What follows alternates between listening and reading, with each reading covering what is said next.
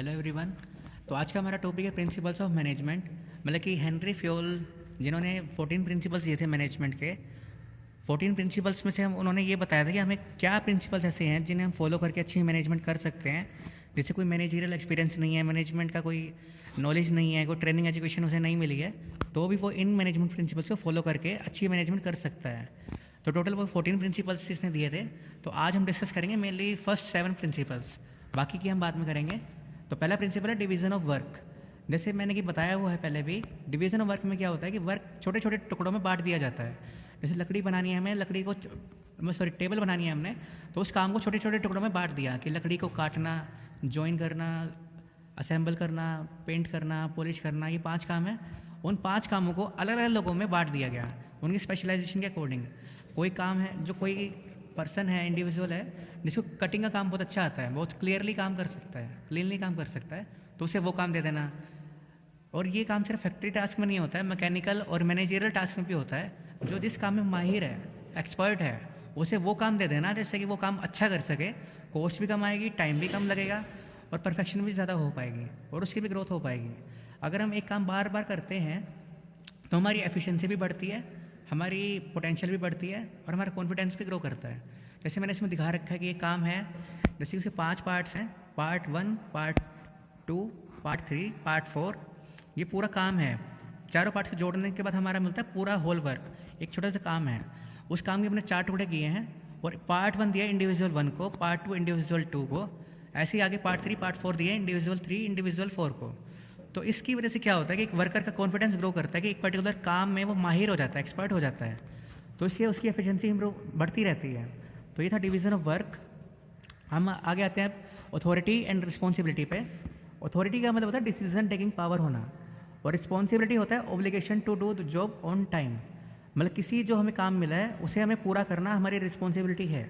Decision taking power is authority, काम को पूरा करना टाइम पे वो है रिस्पॉन्सिबिलिटी। तो उसमें सबको बैलेंस होना चाहिए कि ये ना हो कि अथॉरिटी ज़्यादा है लेकिन रिस्पॉन्सिबिलिटी कम है, तो भी गलत है। Excess of authority over responsibility is wrong and excess of responsibility over authority is also wrong. दोनों के बीच में एक बैलेंस होना चाहिए, गैप नहीं होना चाहिए। मैं एक एग्जांपल देता हूँ कि गैप क्यों नहीं होना चाहिए। मान लो कि मेरे पास डिसीजन टेकिंग पावर है लेकिन मेरी कोई रिस्पॉन्सिबिलिटी नहीं है, तो मैं अपनी अथॉरिटी का मिसयूज़ करूँगा। मैं कुछ भी डिसीजन लूँगा अपने लिए, अपनी बेनिफिट के लिए, जिसके लिए मैं रिस्पॉन्सिबल हूँ ही नहीं। अगर किसी केस में मेरा रिस्पॉन्सिबिलिटी मेरे पास बहुत ज़्यादा है लेकिन अथॉरिटी नहीं है, मैं डिसीजन नहीं ले सकता, तो उस केस में भी सही चीज़ नहीं है, क्योंकि मैं रिस्पॉन्सिबल तो हूँ लेकिन जो मेरे पास सिचुएशन आ रही है उसको मैं डिसीजन नहीं ले सकता, उसमें मेरे पास कोई पावर नहीं है, तो मैं रिस्पॉन्सिबल उसमें नहीं कहला सकता। तो दोनों के बीच में एक डिफरेंस नहीं, एक बैलेंस होना ज़रूरी है। ये है अथॉरिटी एंड रिस्पॉन्सिबिलिटी, जो साथ साथ चलते हैं, कभी भी अलग अलग नहीं हो सकते हैं। जो ऑथराइज है वही रिस्पॉन्सिबल है, और जो रिस्पॉन्सिबल है उसके पास अथॉरिटी होनी कंपलसरी है, होनी चाहिए। नेक्स्ट है डिसिप्लिन। डिसिप्लिन थोड़ा मेन टॉपिक है, मतलब मेन प्रिंसिपल भी है। डिसिप्लिन का मतलब होता है rules and regulations and code of conduct को फॉलो करना, एक फेयर एग्रीमेंट करना कि सुपीरियर और सबॉर्डिनेट के बीच में क्या एग्रीमेंट है उसको फॉलो करना। इसमें सब कुछ होता है कि जो बोला गया है, जो रूल्स हैं, गाइडलाइंस हैं, सबको फॉलो करना बिना किसी डाउट के या बिना किसी प्रॉब्लम के। जब हम किसी काम को बिल्कुल कमिटमेंट के साथ नहीं करते तो वो होता है डिसिप्लिन। जैसे कि डिसिप्लिन का मतलब ये नहीं कि लाइन में चलना या ये सब कुछ डिसिप्लिन में आता है, एक सिंपल एक रूल है, रूल्स को फॉलो करने को हम डिसिप्लिन बोलते हैं। लाइन में चलना डिसिप्लिन नहीं है, लेकिन एक रूल को फॉलो करना जैसे बोला गया है उसके प्रति अपनी कमिटमेंट रखना, वो होता है डिसिप्लिन।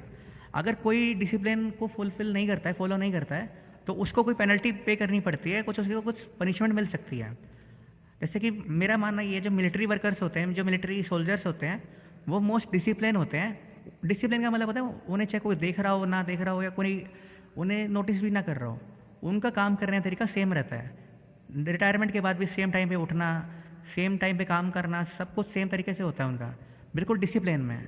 तो डिसिप्लिन का काम मतलब होता है रूल्स एंड रेगुलेशंस को कमिटमेंट के साथ में फॉलो करना हर लेवल पे। आगे है unity of command. Unity of command का मतलब है कि एक एम्प्लॉय को एक टाइम पे सिर्फ एक ही बॉस से, एक ही सुपीरियर से ऑर्डर्स मिले, दो से ना मिले। क्योंकि इससे क्या हो सकता है, जैसे मैंने इसमें दिखाया हुआ है कि जैसे कि एक टाइम पे मतलब कि 2 सुपीरियर्स हैं, S1 और S2, एक सबॉर्डिनेट है, उसे दोनों ऑर्डर्स दे रहे हैं, तो इसके माइंड में कन्फ्यूज़न हो जाएगी किसका काम करे या किसका काम ना करे, किसका काम पहले करे। तो उससे क्या हो जाएगा कि एक दोनों सुपीरियर्स में कन्फ्लिक्ट आ जाएगा, कि झगड़ा हो जाएगा कि तूने मेरे वर्कर को काम क्यों दिया। तो यूनिटी ऑफ कमांड में क्या होता है कि एक टाइम पे एक वर्कर को एक ही बॉस से ऑर्डर्स मिले जिससे वो अच्छे से काम कर सके, कोई कन्फ्यूज़न ना हो उसके माइंड में, कोई भी कन्फ्लिक्ट ना आए किसी के बीच में। तो ये है यूनिटी ऑफ कमांड कि एक टाइम पे एक से ही ऑर्डर मिलना चाहिए सबऑर्डिनेट को सुपीरियर से। नेक्स्ट है यूनिटी ऑफ डायरेक्शन। इसका बेसिकली मतलब है वन यूनिट वन प्लान। पूरी ऑर्गेनाइजेशन, पूरी जो भी ऑर्गेनाइजेशन के अंदर जो भी काम करता है, सभी का एक ही यूनिट होना चाहिए, एक ही प्लान होना चाहिए, एक ही डायरेक्शन होनी चाहिए। सभी डिपार्टमेंट, सभी यूनिट, सभी इंडिविजुअल्स को एक ही डायरेक्शन में मूव करना है, सभी की डायरेक्शन अलग अलग नहीं होनी चाहिए। अब जैसे कोई प्रोडक्शन डिपार्टमेंट है वो अलग जगह जा रहा है, परचेज है अलग जा रहा है, कोई वर्कर है कोई अलग कुछ काम कर रहा है, अपनी मर्जी से काम कर रहा है, तो वो चीज़ नहीं होनी चाहिए। पूरी ऑर्गेनाइजेशन के अंदर जो भी कुछ काम करता है, अलग अलग डिपार्टमेंट्स, अलग अलग लेवल्स पे मैनेजर्स काम करते हैं, सभी की एक पर्टिकुलर डायरेक्शन सेम होनी चाहिए, जिससे कि वो उन्हें पता लग सके कि वो कहाँ जा रहे हैं, और एक जो गोल है, ग्रुप गोल जो है, ऑर्गेनाइजेशनल ऑब्जेक्टिव है, वो अचीव किया जा सके, जो पॉसिबल है जब सभी एक ही डायरेक्शन में मूव करेंगे कोऑर्डिनेशन के साथ में। तो ये है यूनिटी ऑफ डायरेक्शन। फिर नेक्स्ट है subordination of individual interest to general interest. अब ये भी इंपॉर्टेंट टॉपिक है। ये क्या कहता है कि इसमें जो ऑर्गेनाइजेशनल ऑब्जेक्टिव है या इंटरेस्ट है, हमेशा इंडिविजुअल इंटरेस्ट से ऊपर होना चाहिए। अगर किसी और इंडिविजुअल इंटरेस्ट का मतलब, इंडिविजुअल का मतलब है जो इसमें हम वर्कर्स हैं या मैनेजर्स हैं, उनका बेनिफिट बाद में देखना है, पहले ऑर्गेनाइजेशनल का देखना है। अगर इन केस दोनों सेम ही डायरेक्शन में है तो अच्छी बात है। अगर इन केस दोनों अलग अलग डायरेक्शन में है तो सबसे पहले ध्यान दिया जाएगा ऑर्गेनाइजेशन को, इंडिविजुअल पे इतना ध्यान नहीं दिया जाएगा। कभी कभी ऐसा भी हो सकता है कि अगर इन केस जैसे कि इंडिविजुअल इंटरेस्ट और ऑर्गेनाइजेशनल इंटरेस्ट जो है अलग अलग डायरेक्शन में जा रहे हैं, तो उस केस में मैनेजर को ध्यान मतलब कोशिश करनी पड़ेगी कि उसको एक ही डायरेक्शन में लाया जाए। और अगर तब भी नहीं लाया जा सकता है तो इंडिविजुअल इंटरेस्ट को सेक्रीफाइस कर दिया जाएगा, इग्नोर कर दिया जाएगा। जैसे कि एक एग्जांपल है इसका, किसी एक कंपनी में जैसे कहा भी जाता है ना कि अगर एक के लिए सबको मरना पड़े या सबके लिए एक को मरना पड़े तो कौन सा बेनिफिशियल है। तो उसी तरीके से मतलब ये है कि इंडिविजुअल इंटरेस्ट में को इग्नोर कर दिया जाएगा, सबसे पहले ध्यान दिया जाएगा ऑर्गेनाइजेशन को, ऑर्गेनाइजेशन पे। फिर आज का हमारा लास्ट प्रिंसिपल है रेम्यूनरेशन ऑफ पर्सन्स। रेम्यूनरेशन हम बोलते हैं सैलरी को या वेजेस को, जो वर्कर्स को उनके काम के बदले में उनका मिलता है, जो उनको पैसे मिलते हैं, जो भी कुछ ऑर्गेनाइजेशन से उनको कुछ मिलता है, उसे हम बोलते हैं रेम्यूनरेशन। तो कंपनी को ध्यान रखना है, ऑर्गेनाइजेशन को ध्यान रखना है कि उसे अपने वर्कर को फेयर एंड एडिक्वेट सैलरी देनी है, मतलब कि उसे पूरी इतनी सैलरी देनी है कि उसका काम सही तरीके से चल सके, उसे कुछ प्रॉब्लम ना आए। मतलब जैसे कि हम सबको पता ही है कि इंसान की 3 सबसे बड़ी नीड्स होती हैं, रोटी, कपड़ा और मकान। तो उसे इतनी सैलरी देनी है, फेयर सैलरी देनी है कि वो ये सब कुछ चीज़ें सर्वाइव कर सके, सैलरी पे काउंट कर सके, सर्वाइव कर सके। फिर है कि उसे ध्यान रखना है ऑर्गेनाइजेशन को कि मिनिमम वेजेस एक्ट क्या है, कि कम से कम वेजेस कितने देने हैं, उससे कम कोई भी ऑर्गेनाइजेशन नहीं दे सकते किसी भी वर्कर को या लेबर को। नेक्स्ट है wages salaries paid by competitors. अब हर ऑर्गेनाइजेशन की कंपटीशन में कुछ ना कुछ कोई ना कोई कंपनी होती है, तो वो कितनी सैलरीज दे रहे हैं उसका भी ऑर्गेनाइजेशन को ध्यान रखना है कि उससे कम वो ना दें। अगर कम देंगे तो वो कम ऑर्गेनाइजेशन छोड़ के चले जाएंगे दूसरे ऑर्गेनाइजेशन में। फिर नेक्स्ट है फाइनेंशियल कैपेसिटी। अब हर ऑर्गेनाइजेशन को अपनी कैपेसिटी पे देखने की वो कितना पे कर सकते हैं, उनके पास कितनी कैपेसिटी है, कितनी लिमिट है कि कहाँ तक वो अपने वर्कर को पे कर सकते हैं। लास्ट पॉइंट है इसका स्टैंडर्ड ऑफ लिविंग। उन्हें ये भी ध्यान रखना है जो उसके अंडर वर्कर्स काम कर रहे हैं उनका स्टैंडर्ड ऑफ लिविंग भी इंप्रूव हो सके, कहीं वो बिल्कुल ही नीचे लेवल पे काम ना कर रहे हो। मतलब कि आज के टाइम में जैसे 5 या 6 हज़ार है, कुछ भी नहीं है, किसी का काम नहीं चल सकता है। तो जैसे अगर किसी की सैलरी 20 हज़ार है तो ठीक है, वो सर्वाइव कर रहा है, लेकिन स्टैंडर्ड ऑफ लिविंग का मतलब है कि थोड़ा उसको इंक्रीज़ करना है, थोड़ा उसको इंप्रूव करना है, उसकी कंडीशंस को इंप्रूव करना।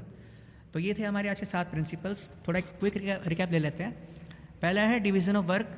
एक काम को छोटे छोटे टुकड़ों में बांट देना और उन टुकड़ों को अलग अलग लोगों में बांट देना, असाइन कर देना, मैनेजरियल हो चाहे टेक्निकल हो, मैकेनिकल हो या फैक्ट्री टास्क हो, जिससे वो उस काम में स्पेशलाइज हो जाए, एक्सपर्ट हो जाए, जिससे वो काम बहुत अच्छे से कर सके। एक्सपर्टिज्म भी बहुत इंपॉर्टेंट होते हैं एक ऑर्गेनाइजेशन में, जिससे काम जल्दी हो जाता है और आसानी से हो जाता है। फिर authority and responsibility. Authority means decision taking power, responsibility means obligation to do job on time. इन सब में बैलेंस होना चाहिए। जैसे मैंने इसमें दिखा भी रखा है कि अथॉरिटी एक्सेस है रिस्पॉन्सिबिलिटी से तो भी गलत है, और अथॉरिटी अगर कम है रिस्पॉन्सिबिलिटी से तो भी गलत है। Authority always equal to responsibility होनी चाहिए, ऐसा कंपलसरी है। फिर है डिसिप्लिन। डिसिप्लिन का मतलब है कि रूल्स रेगुलेशंस कमिटमेंट के साथ में फॉलो करना, नहीं तो आपको पेनल्टी पे करनी पड़ सकती है, पेनल्टी या कोई भी पनिशमेंट मिल सकती है। रूल्स एंड रेगुलेशन हर ऑर्गेनाइजेशन के अलग अलग हो सकते हैं, तो उन्हें बस कमिटमेंट के साथ में फॉलो करना, ये डिसिप्लिन होता है। अगर कहीं लिखा है नो स्मोकिंग, तो वहाँ पे स्मोकिंग ना करना, टाइम पे आना, यूनिफॉर्म पहनना, ये सारे किसी एक ऑर्गेनाइजेशन के जनरल रूल्स होते हैं जिन्हें फॉलो करना है, डिसिप्लिन होता है। नेक्स्ट है यूनिटी ऑफ कमांड। इसमें एक टाइम पे एक सबॉर्डिनेट को सिर्फ एक ही बॉस से ऑर्डर्स मिलने चाहिए, दो से नहीं मिलने चाहिए, जिससे कन्फ्यूज़न ना हो और कोई कन्फ्लिक्ट ना हो और कोई काम मिस ना हो जाए। यूनिटी ऑफ डायरेक्शन, इसमें होता है कि एक यूनिट का एक प्लान रहेगा, मतलब कि एक पर्टिकुलर डायरेक्शन रहेगी, सभी उसी डायरेक्शन में मूव करेंगे, पूरी ऑर्गेनाइजेशन एक ही डायरेक्शन में चलेगी तो ही ग्रुप गोल अचीव हो सकता है। फिर है subordination of individual interest to general interest. सबसे पहले ध्यान दिया जाएगा ऑर्गेनाइजेशनल इंटरेस्ट या ऑर्गेनाइजेशनल बेनिफिट पे, उसके बाद में अगर कुछ बचता है तो दिया जाएगा इंडिविजुअल इंटरेस्ट पे। अगर इन केस दोनों एक ही डायरेक्शन में हैं तो ठीक, अच्छी बात है, और अगर नहीं है, मैनेजर अगर कोशिश कर सकता है कि इंडिविजुअल इंटरेस्ट को ऑर्गेनाइजेशनल इंटरेस्ट के सेम डायरेक्शन में मूव कर सके। अगर वो भी चीज़ नहीं हो सकती है तो इंडिविजुअल इंटरेस्ट को इग्नोर कर दिया जाएगा, सेक्रीफाइस कर दिया जाएगा। लास्ट इसका रेम्यूनरेशन ऑफ पर्सन्स, जो हमारे अंडर वर्कर्स काम करें उनको सैलरी वेजेस कितनी देनी है, हम इसमें ये डिसाइड करते हैं। कम से कम उसको इतनी देनी है सैलरी जितना मिनिमम वेजेस एक्ट में लिखा गया है, उससे कम तो हम दे ही नहीं सकते हैं। फिर है कि उसे एडिक्वेट सैलरी देनी है जिससे कि वो सर्वाइव कर सके। फिर हमें देनी है देखना है कि कंपटीटर्स कितने सैलरी दे रहे हैं, उसके भी इक्वल हमें रहना है। फिर हमें देखना है कि स्टैंडर्ड ऑफ लिविंग भी उसका इंप्रूव हो सके हमारे अंडर जो काम कर रहा है, और हम जो पे कर रहे हैं हमारी फाइनेंशियल कैपेसिटी में भी होना चाहिए। कहीं हम बोले कि हम स्टैंडर्ड ऑफ लिविंग के लिए हम उसे 60,000 दे दें, लेकिन हमारी पेइंग कैपेसिटी नहीं है, तो वो भी चीज़ गलत है। मेनली इसमें दो चीज़ें देखनी है, तीन चीज़ें देखनी है इसमें। हमारी फाइनेंशियल कैपेसिटी कितनी है, हम कितना पे कर सकते हैं, उसको इतनी सैलरी देनी है कम से कम कि वो सर्वाइव कर सके। उसके बाद में सोचना है उसके स्टैंडर्ड ऑफ लिविंग को इम्प्रूव करने के बारे में। तो ये थे आज के 7 प्रिंसिपल्स, मैनेजमेंट के 7 प्रिंसिपल्स हेनरी फ्योल के। कल हम डिस्कस करेंगे नेक्स्ट 7 प्रिंसिपल्स। अगर इसमें कोई डाउट हो, कॉल मी और message me any time. Thank you.